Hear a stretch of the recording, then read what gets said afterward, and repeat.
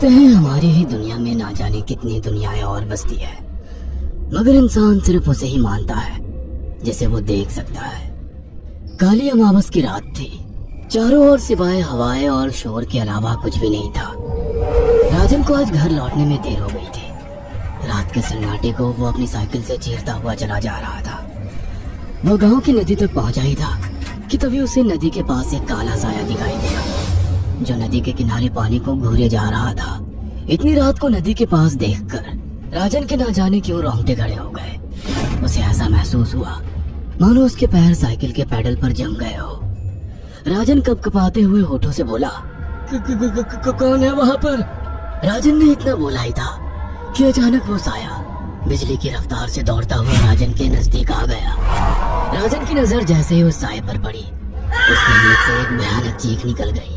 इस घटना के 1 महीने बाद अर्जुन का सारा ध्यान ड्राइविंग पर था। उसकी पत्नी शिखा कार में ड्राइविंग सीट के बगल में बैठी हुई एक मैगजीन पढ़ रही थी। शिखा ने मैगजीन रखकर अर्जुन की ओर देखकर कहा, और कितनी दूर रह गया है तुम्हारा गांव अर्जुन? बस थोड़ी दूर रह गया है, आधे घंटे में हम पहुंच जाएंगे। तुम्हारे चेहरे पर इतनी टेंशन क्यों है? टेंशन क्यों नहीं होगी शिखा, मैंने अपनी माँ को बगैर बताए तुमसे लंदन में शादी जो कर ली। पता नहीं माँ तुम्हें देखकर कैसे रिएक्ट करेगी। डोंट वरी अर्जुन, मुझ पर भरोसा रखो। तुम्हारी माँ को मनाने की जिम्मेदारी मेरी है। आई होप शिखा ऐसा ही हो। यकीन मानो अगर ऐसा हुआ ना तो मेरे ऊपर से एक बहुत बड़ा बोझ उतर जाएगा। अब मुस्कुरा भी दो यार। अच्छा, तुम बता रहे थे कि गांव में तुम्हारी बहुत बड़ी हवेली बनी हुई है, कुछ बताओ ना अपनी हवेली के बारे में। अरे 15 मिनट में हम वैसे भी पहुंचने वाले हैं, तुम खुद देख लेना। कुछ ही देर में अर्जुन अपने गांव वीरपुर अपनी हवेली में खड़ा हुआ था। अर्जुन की माँ अर्चना देवी अर्जुन के स्वागत के लिए हवेली के बाहर खड़ी हुई थी। अर्जुन ने दौड़कर अपनी माँ के पैर छुए और डरते हुए बोला, ये शिखा है माँ, मेरी पत्नी। हम दोनों ने लंदन में शादी कर ली। अर्जुन की बात सुनकर अर्चना देवी मुस्कुराकर बोली, कोई बात नहीं बेटा, एक ना एक दिन तो तुझे शादी करनी ही थी। इतना बोलकर अर्चना ने अपनी बहू को गले लगा लिया और वो अंदर आने का इशारा करती हुई वहां से चली गई। अर्जुन को अपनी माँ का ये बिहेवियर देखकर बहुत ज्यादा हैरत हुई। उसे उसकी माँ इस बार बहुत बदली हुई सी लगी। अर्जुन पूरे 10 साल बाद लंदन से आया था। अर्जुन उन्हीं ख्यालों में खोया हुआ था कि उसके कानों में उसकी पत्नी शिखा की आवाज टकराई। अब क्या बाहर ही खड़े रहने का इरादा है क्या? अंदर नहीं चलोगे? कौन से ख्यालों में गुम हो गए?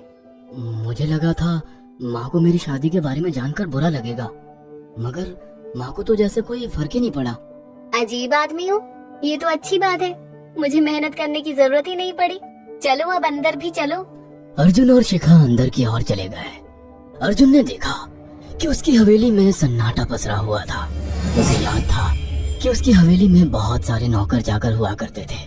डाइनिंग टेबल पर डिनर के दौरान अर्जुन अपनी माँ से जब बोला, वो सुन उसकी पत्नी शिखा और रहस्यमय अंदाज में मुस्कुराकर लगातार देखे जा रही थी। माँ, हवेली के सारे नौकर कहाँ गए? मैंने सबको छुट्टी दे दी बेटा। लेकिन क्यों माँ, तुम्हें तो काम करने में बहुत ज्यादा तकलीफ होती होगी। नहीं बेटा, मुझे कोई तकलीफ नहीं होती। कुछ वक्त से मुझे सुकून और सन्नाटा अच्छा लगता है। अर्जुन इससे पहले अपनी माँ से कुछ कहता कि उसकी माँ ने उसे बोलने से रोक दिया। अर्जुन चुपचाप खाना खाने लगा। खाने के बाद अर्जुन और शिखा बेडरूम में चले गए।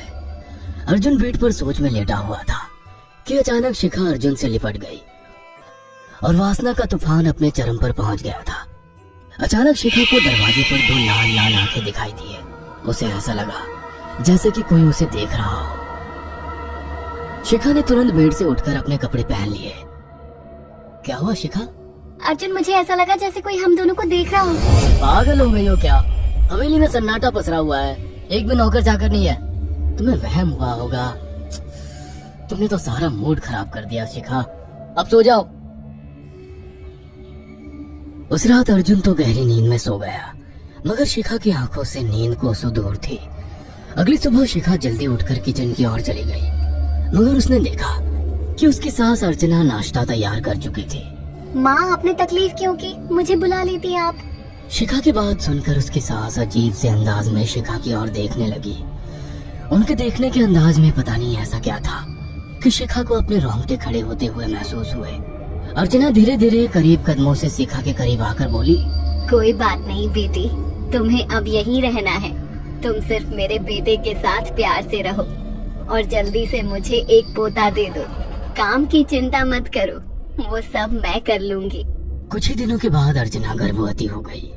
उसे हवेली में रहते हुए 6 महीने से ज्यादा वक्त हो चुका था और इन 6 महीनों में उसने नोट किया कि जब से वो गर्भवती हुई है उसकी सांस अचानक से आकर उसके पेट पर हाथ फेरने लगती और अजीब से अंदाज में उसके पेट को घोरने लगती। शिखा ने तंग आकर अर्जुन से कहा, अर्जुन, मुझे तुम्हारी माँ का बिहेवियर बड़ा अजीब लगता है। तुम्हारी माँ जब देखो मेरे पेट पर आकर हाथ फेरती रहती है। अरे माँ को अपने पोते के आने का बेसब्री से इंतजार है शिखा, इसमें अजीब लगने वाली क्या बात है? मैं तुम्हें कैसे समझाऊं? मैंने माँ की आंखों में एक अजीब सी चमक देखी है। कैसे चमक? शिखा के मुंह से अचानक से एक अल्फाज निकल गया, जैसे किसी डायन की आंखों में होती है। शिखा की बात सुनकर अर्जुन का गुस्सा 7वें आसमान पर पहुंच गया। वो गुस्से से चीखते हुए बोला, खबरदार शिखा, आगे एक शब्द मेरी माँ के खिलाफ मत निकालना, नहीं तो मुझसे बुरा कोई नहीं होगा। तुम्हें शर्म आनी चाहिए शिखा। जब से तुम यहाँ पर आई हो तब से मेरी माँ तुम्हारी कितनी चिंता करती है। वे तुम्हें समय से खुद नाश्ता बनाकर देती है, खाना देती है, यहाँ तक कि हवेली की साफ सफाई भी वो अकेली करती है। क्या बोलूं अब तुमसे, शर्म आती है मुझे तुम्हें अपनी पत्नी कहते हुए। इतना कहकर अर्जुन गुस्से से कमरे से निकल गया। शिखा अर्जुन से बहुत कुछ कहना चाहती थी मगर कह नहीं पाई। उसने महसूस किया था कि चाहे कितनी भी तेज आंधी और तूफान आए मगर हवेली के अंदर धूल की एक परत तक नहीं जमती थी और दिन ब दिन अर्चना के चेहरे की झुर्रियां कम होती जा रही थी। ऐसा लगता था मानो वो जवान हो रही हो। शिखा के अब 9 महीने कंप्लीट हो चुके थे और एक रात अचानक उसे प्रेगनेंसी पेन होने लगी। वो दर्द से तड़पने लगी। ये देखकर अर्जुन घबरा गया। वो दौड़ा दौड़ा माँ को बुलाकर लाया और बोला, माँ, हमें तुरंत शिखा को किसी अच्छे हॉस्पिटल में एडमिट कराना होगा। अर्जुन ने देखा कि उसकी माँ ने उसकी बात को सुना ही नहीं। वो तो बस शिखा के गर्भ की ओर आंखें फाड़ फाड़ कर देखी जा रही थी। अर्जुन एक बार चिल्लाकर कहा, माँ, हमें शिखा को इसी वक्त हॉस्पिटल में एडमिट कराना होगा। नहीं, शिखा की डिलीवरी हॉस्पिटल में नहीं, इसी हवेली में होगी।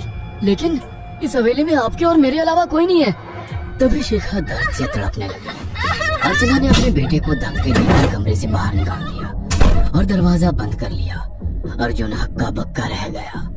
अर्जुन दौड़ता हुआ गांव की ओर गया। उसने देखा कि गांव में एक पेड़ के नीचे गांव के सभी बुजुर्ग इकट्ठे थे। उनके हाथों में जलती हुई मशालें थी। अर्जुन उनके पास पहुंच गया और बोला, मेरी मदद कीजिए, मेरी बीवी को प्रेगनेंसी दर्द हो रहे हैं। आप प्लीज किसी भाई को बुला लीजिए, जितना पैसा चाहिए देने को मैं तैयार हूँ।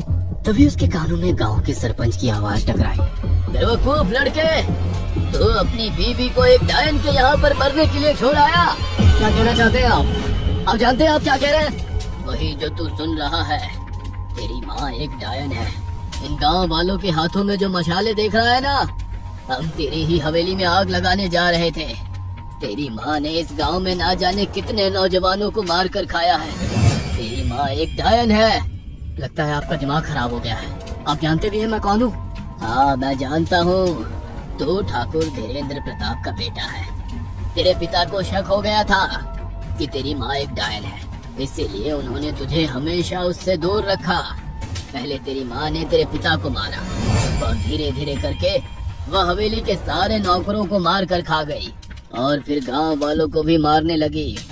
और अब तो तेरे होने वाले बच्चे को खाएगी, क्योंकि डायन को नवजात शिशु का मांस खाना बहुत पसंद होता है। अगर मेरी बात पर यकीन नहीं है तो चलकर मेरे साथ तो खुद अपनी आंखों से देख ले। इतना कहकर सरपंच अर्जुन को लेकर हवेली की ओर चल पड़ा। उसके पीछे कई लोग थे जो जलती मशाले पकड़े हुए थे। हवेली के अंदर घुसकर उन्होंने उस कमरे के दरवाजे को तोड़ दिया जहाँ पर शिखा थी। कमरे का मंजर देखकर अर्जुन के रोंगटे खड़े हो गए। उसने देखा कि उसकी माँ एक बेहद भयानक रूप में उसके बच्चे का मांस खा रही थी और उसकी पत्नी शिखा फर्श पर मरी हुई पड़ी थी और पूरा फर्श खून से लाल था। अर्जुन को अपनी आंखों पर यकीन नहीं आ रहा था कि तभी उसकी माँ उसके ऊपर झपटी। सरपंच ने चीखकर कहा, अरे इस डायन को आग लगा दो, जिंदा जला दो इसे और साथ ही इस हवेली को भी। सभी लोगों ने जलती हुई मशाले डायन के ऊपर फेंक दी। देखते ही देखते डायन दर्द से चीखने और चिल्लाने लगी और कुछ ही देर में वो जलकर राख हो गई। हवेली में आग लगते ही सभी लोग अर्जुन को खींचकर बाहर ले आए। अगले दिन अर्जुन अपनी पत्नी की यादें साथ लेकर आंखों में आंसू लिए दोबारा लंदन वापस चला गया। अगर आपको हमारी ये कहानी पसंद आई हो तो इसे लाइक और शेयर करना ना भूलें।